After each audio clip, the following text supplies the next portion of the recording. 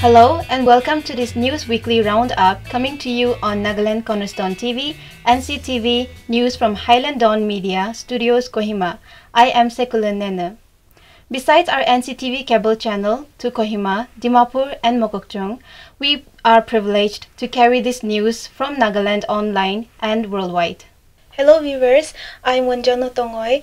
Yes, NCTv News is able to come to you also through the collaboration of the Director and Department of Informations and Public Relations, IPR Nagaland.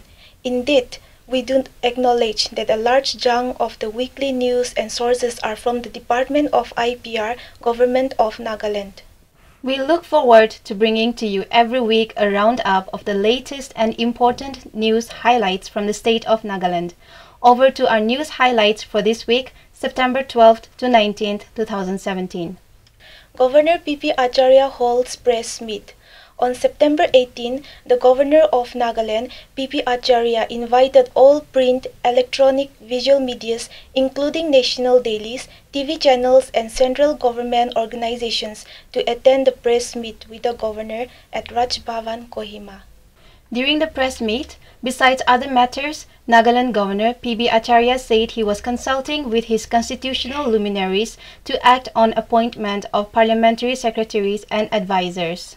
The governor admitted that he had received the representation submitted to him by Nagaland Tribes Council with regard to the Supreme Court judgment against the appointment of parliamentary secretaries and advisors in the states, asking him to act on it. The Supreme Court judgment had said that the appointment of parliamentary secretaries and advisors was unconstitutional. Currently, Nagaland has 26 parliamentary secretaries and 9 advisors. During the press conference, when asked whether he would act on the Supreme Court judgment with regard to the appointment of the parliamentary secretaries and advisors in the state, the governor replied that he was consulting with the constitutional luminaries as to how he would act on it. He also disclosed that Mizoram and Meghalaya had already acted on the Supreme Court judgment. He also said he had to honor the court judgment but awaiting the outcome of his constitutional luminaries on it. During the press conference, the governor said talks between the Government of India and NSC and IM were going on and initiatives to start political talks with the Naga National Political Groups, NNPGs, were also on. This was a positive development, he stated. He, however, regretted on the kind of politics that had been going on in the state and also the trust deficit among the political parties and groups in the state. He said this unwanted development had affected the Naga people process and further appealed all to come forward and strengthen the process for any early solution. Governor P.B. Acharya at the press conference lauded the press for unearthing corruption and righting them. Now, corruption has become a trend, fashion, and routine of life here. The big question is, are we going to fight this menace to salvage our future generations who have already fallen into the trap of this vicious circle, or to live with it to become a corrupt society? Governor P.P. Acharya also candidly said corruption is the biggest disease that is affiliating the state of Nagaland. The governor expressed his concern on reports of corruption cases in the state while observing there is a dormant energy in its citizens and a trust deficiency amongst political leaders. He maintained that this development of Nagaland will not come from others but through the Nagas themselves. Towards this, he appealed to the Christian leaders of the state to rise to the occasion. Dr. Shoro vows not to set up dissidents, more women candidates for 2018 polls. NPF President and veteran Naga regionalist Dr. Shoro Zelilizechu, former Chief Minister, Nagaland, has described the present crisis within NPF as hiccups taking place due to some dissident MLAs revolting against the party leadership, but despite all this, the NPF was geared up to release the party manifesto to face the 2018 general elections in the state in 2018.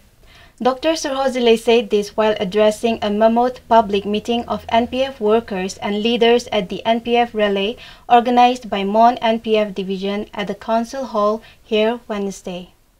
Dr. Sorozele said the party will choose its candidates for 2018 based on youth and capability, as well as giving more representation to women candidates for 2018. He said the party will shun dissident MLAs who have been either expelled or suspended from the party for going against the party principles. Dr. Sorozele made it clear that the NPF party will not include corrupted and habitual defectors and dishonest leaders to represent the party. He therefore called upon the party rank and file to stand firm on the party principles and ideologies and not to be carried away by false propaganda. The new church building of Kohima Lotha Baptist Church, located at John Murray Colony, Kohima, was dedicated on 10 September 2017. Secretary, Mission and Evangelism, LBCA, Reverend Dr. L.L. Kikon unveiled the monolith of the new church building and opened the same to the congregation. Pastor Lotha Baptist Church Dimapur, Reverend Zanao Moji, was the main speaker during the devotional service. The pastor, KLBC Reverend Mahatang Lotha, thanked all the believers for their constant financial and prayer support during the 6 years construction period. He also praised and thanked God, stating that 6 laborers involved in the construction got converted to Christianity. The new 4-story building church has a seating capacity of around 3,000 with 2 basement floors as parking space. A group of church members enthralled the gathering with the Hallelujah chorus. Male voice rendition was also presented on the occasion. Congress open to pre-poll alliance theory. Nagaland Pradesh Congress Committee President K. Thiria on Wednesday said that the Congress Party was open to forming pre-poll alliance with any political party except BJP for the 2018 Assembly election. Thiria made the announcement while addressing the public meeting, which was held at Ong Pang Kong Salang on Wednesday as part of NPCC District Tour Program. NPCC President said that the tour program was undertaken to take the message of the dangers of communalism, corruption and misgovernance. SI Jamir launches garbage transportation vehicles under ADB-assisted NERCCDIP or NERUDP. The launching program of the garbage transportation vehicles under the Asian Development Bank assisted Northeastern Region Urban Development Program NERCCDIB NERUDP was held at Solitary Park, New Capital Complex, Kohima on 15 September 2017. Advisor, Urban Development S.I. Jamir graced the occasion as the chief guest. The project is a State Investment Program, Management Implementation Unit, and Asian Development Bank Assisted Program for Kohima Municipal Council. Speaking at the program, S.I. Jamir said the launching of the garbage transportation vehicles, which comprises of 2 types, refuse compactor vehicle for collection of waste along the roads and the primary collection vehicle for collection of wet and dry waste separately from the wards. This will facilitate collection of waste from the city. To fully optimize the use of solid waste management facility at Lere, he appealed to the citizens to cooperate with KMC in segregating the waste into wet and dry waste at the source. NPA condemns attack on non-working journalist. The Nagaland Press Association has condemned the manhandling and threat to life on the driver and non-working journalist of Nagaland Post while on duty on September 12 by miscreants near Kandinu village under Tsemenu. The NPA appealed to law enforcing agency and the authorities concerned in the said jurisdiction to take strong action against such unlawful activities and miscreants. The Nagaland State Bharat Scouts and Guides Award ceremony was held at the Raj Bhavan on 16 September 2017. The governor, who is also the chief patron, facilitated Rashtrapati awardees for the 2015-16 and gave away Rajya Puraskar 2017 certificates. In his speech, the governor congratulated the movement and all the award winners for their commendable work and said he was happy that this movement was playing an active and important role in shaping the character of the youth in Nagaland. He also added that Scouts and Guides movement is providing the youth with the physical, mental, intellectual and moral values to face the challenges of life ahead. Many schools from Kefire, Dimapur and Kohima were awarded the Rajya Puraskar 2017 certificates.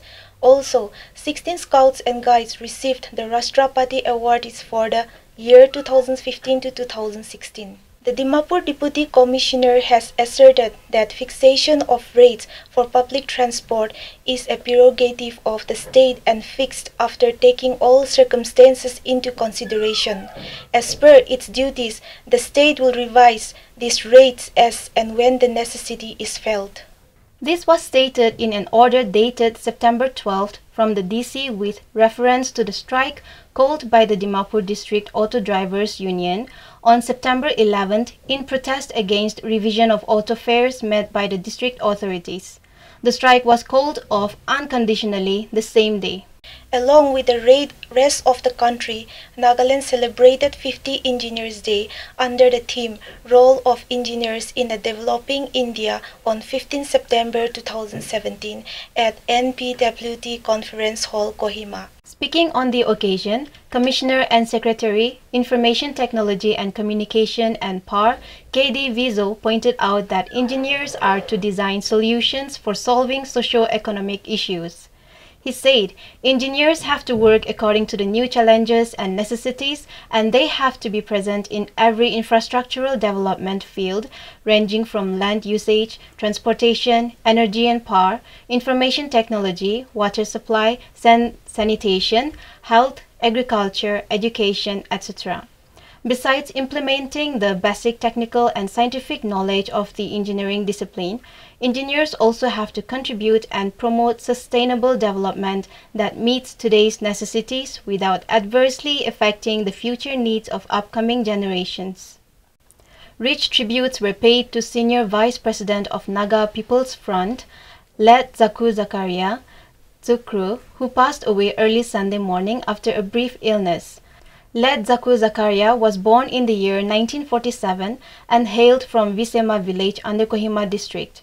He was 70 and leaves behind his wife, 2 sons, 1 daughter and a grandson. Hundreds of mourners paid their last respect to the departed soul in a funeral service held at Kohima.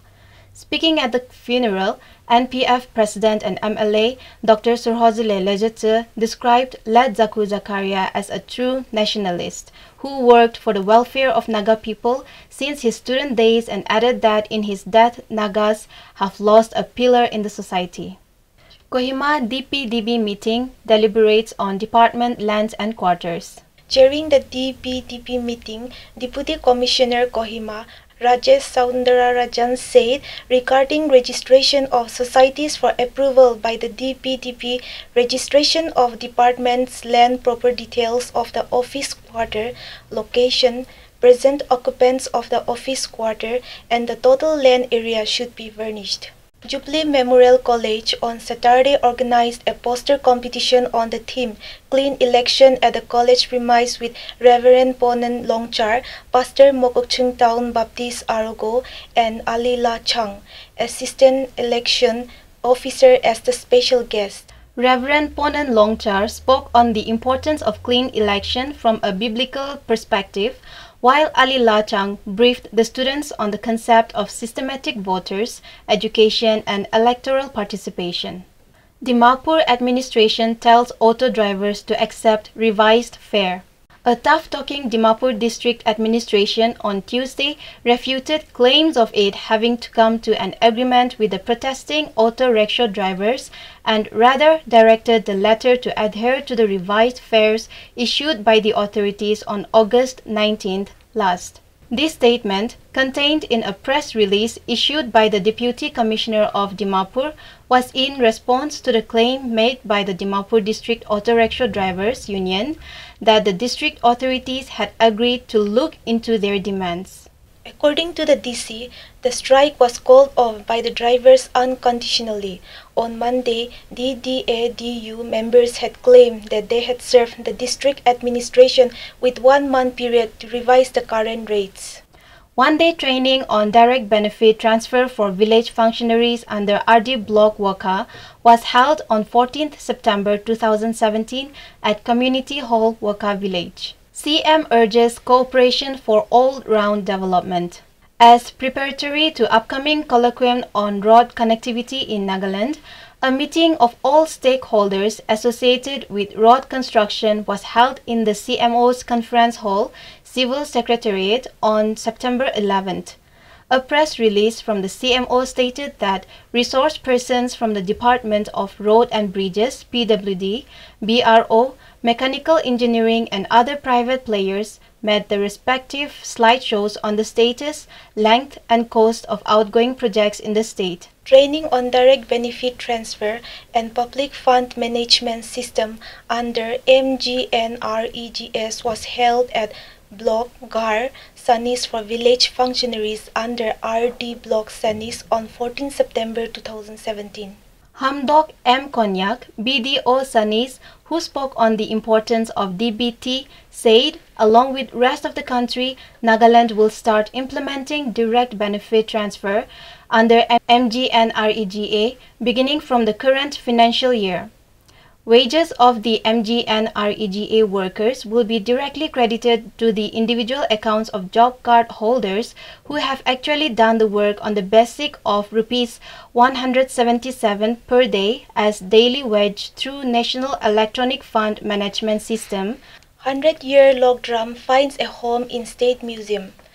Adding to its antique collection of artifacts, the Department of Art and Culture received a 100-year-old, 28-feet-long log drum carved in 1920 from Hong Kong, Morung Longchang village in Mon District. The log drum was formally handed over today by the Parliamentary Secretary of Art and Culture, Handloom and Handicraft E. Ishak Hesum at the department's office premises. Though a small department, he said art and culture is an integral part of the society which offers comprehensive information related to the cultural heritage of the Nagas.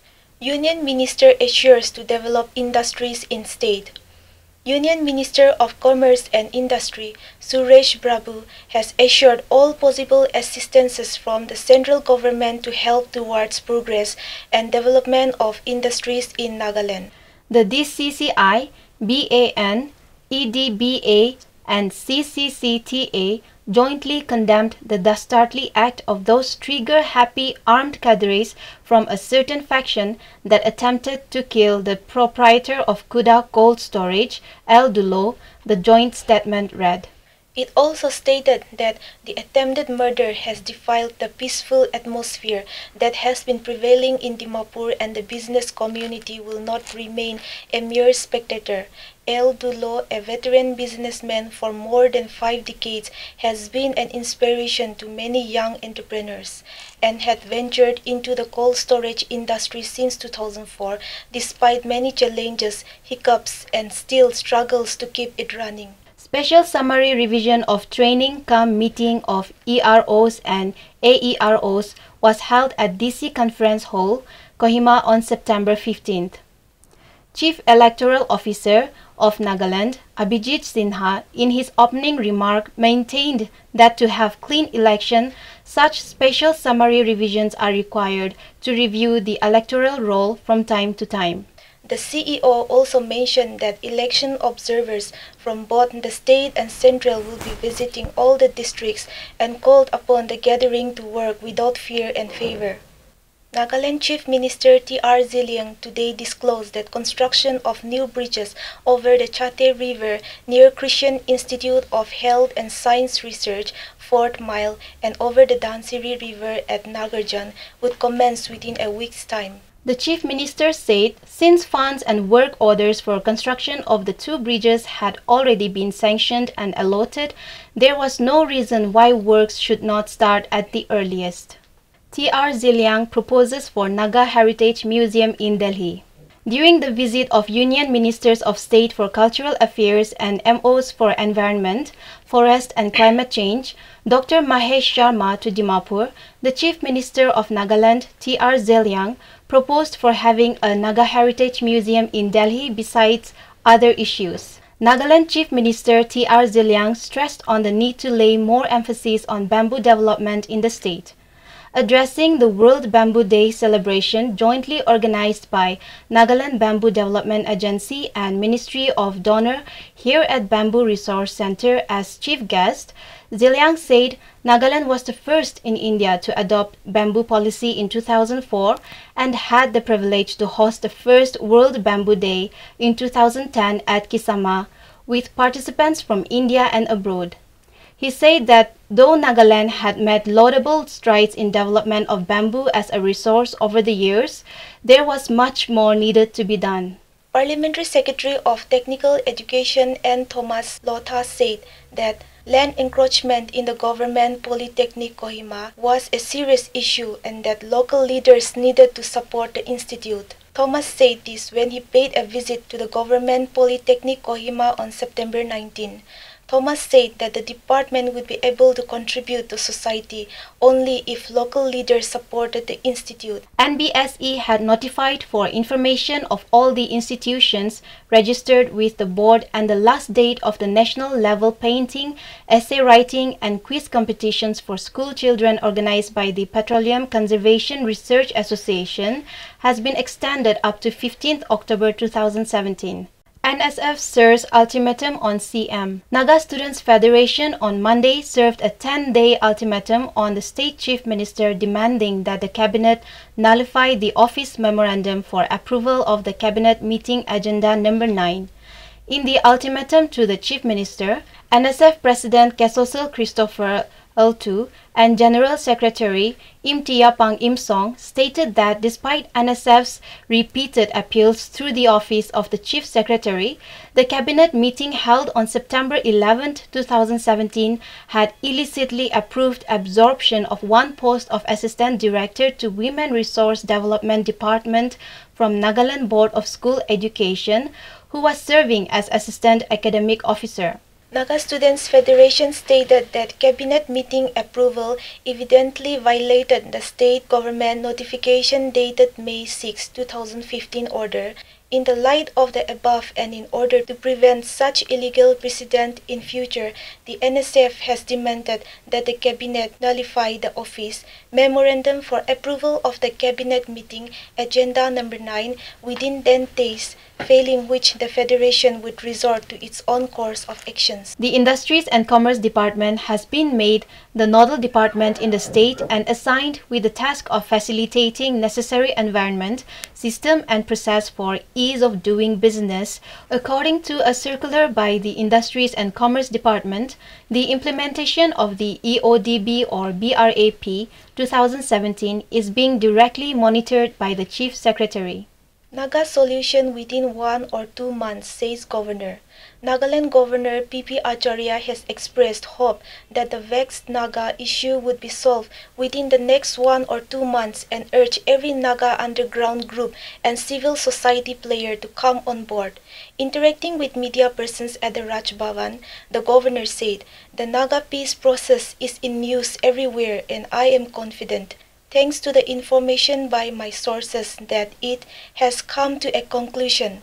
The general elections are due within few months in the state and I hope a solution to the Naga political problem will come within next 1-2 months. Acharya said, at this juncture, all the Naga civil societies and political parties should be prepared to accept the solution and make it a reality. He said, younger people are tired and want a solution to the decades-old peace process, he said. Asked about his role in overcoming the leadership crisis within the ruling Naga People's Front, the governor said it was the internal matter of the party. The Governor of Nagaland and Arunachal Pradesh, P.B. Acharya, has conveyed birthday greetings to the Prime Minister of India, Narendra Modi, on behalf of the people of the state. In his message, the governor said that under Modi's visionary leadership, the state is striving hard to transform the nation into new India, free of poverty, corruption, dirt, casteism, communalism, and terrorism. We have come a long way since May 2014 when you took over as Prime Minister. Reforms across various sectors have prepared track for bullet train to dream new India, the governor said. May Almighty God bless you with good health and long life to continue the tireless efforts for a strong, prosperous and peaceful Bharat, the governor wished.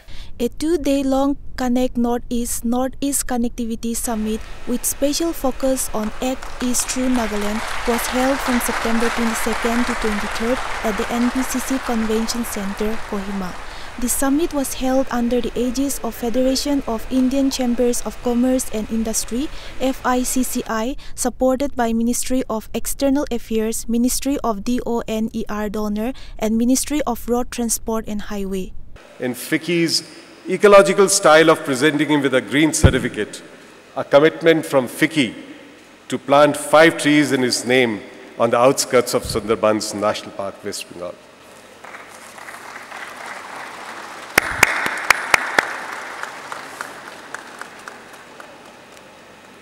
About India's Look East and Act East policy. The conference on smart border management was not just about security, but in fact the focus was on development. That what constitutes smart border management is the development of our border regions. Been organized under the able leadership of Sri Timjan Toy, Additional Chief Secretary, who has coordinated seamlessly with Sri Ranjit Barthakur, Chairman FICCI NEAC. Our dedicated team of officers, headed by Sri Manukal John, Principal Secretary, is working hard to make you stay comfortable. On behalf of the state government, I wish you a pleasant and fruitful stay in Nagaland. Thank you. A little bit about AirAsia, our plans for the Northeast, and our plans for India and connecting the Northeast to the rest of the world. AirAsia in India is 3 years old. We are, as rightfully said, on expansion mode. Last year, same time, we were 6 aircrafts. We are now 14 aircrafts flying to 16 cities in India. We have flown about 8 million guests in India itself. And AirAsia as a group, founded 15 years ago in Malaysia, as of today, has flown 400 million guests around the world.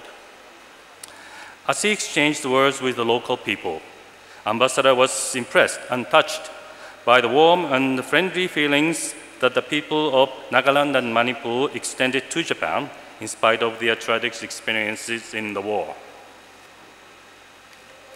Ambassador also felt that there is a strong wish that Japan enhance its cooperation not only economically, but also culturally, based on our historic connections. Japan has been undertaking extensive cooperation in the northeastern region, ranging from the road network connectivity, energy, water supply sewage, forest resource management, biodiversity, to people exchange, Japan's language education, and post-war reconciliation. If you ask me the question, why is MEA here? I will point to the States Division. The States Division in the Ministry of External Affairs is a recent creation. It came into being with the new government. It's a vision of our Honorable Prime Minister. And the objective of the States Division in the MEA is to enable the states of India in their external outreach to the world. As we all know, Northeastern region is the youngest region in the world, except Khasi Hills. Interestingly, Khasi Hills is the oldest region. Mizoram, Manipur, Nagaland, Arunachal is the youngest region. So the soil is not firm. The road construction is washed away during rainy season.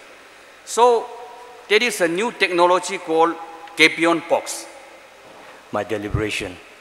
First of all, I would like to congratulate FICCI and Government of Nagaland for putting up such a beautiful summit, which is of very, very important nature, which really concerned the entire Northeast. We have been thinking about it, we have been talking about it, but we never had such a beautiful platform to share our ideas and how to come up with a beautiful solution which is ultimately going to benefit the region as a whole. So before I say that or get into my deliberation, I just I'm just reminded of John F. Kennedy when he says that American roads are not good because America is rich, but America is rich because America has good roads. So that says a tons about the connectivity, how connectivity is so vital in development, how connectivity is so much important in every aspect of overall development of a country, of a state, or of a region. The document speaks of the action plan and development perspective of the state for the next 15 years. I would encourage you all to read it, as it would be of interest to you too. Given the geographic position of the region, with the right focus on development of connectivity infrastructure and cooperation with the neighboring countries, Northeast can easily become a major trading and economic hub connecting Southeast Asia and the Asian countries. This whole, the whole idea of this audiovisual, for those of you who haven't seen it before, is to actually show what the prospects are. So I think it summarizes a lot of what the Chief Minister and everybody on the dais says, so I don't want to repeat it. But there are just two little ceremonies we want to do. If I write a book on the Northeast, nobody will believe me that investment here in connectivity, in communication is really apt. So what we've been doing is we've been taking the support of people like Deloitte and a very important agency called CUTS, who've actually helped us to theorize in a way, but also actualize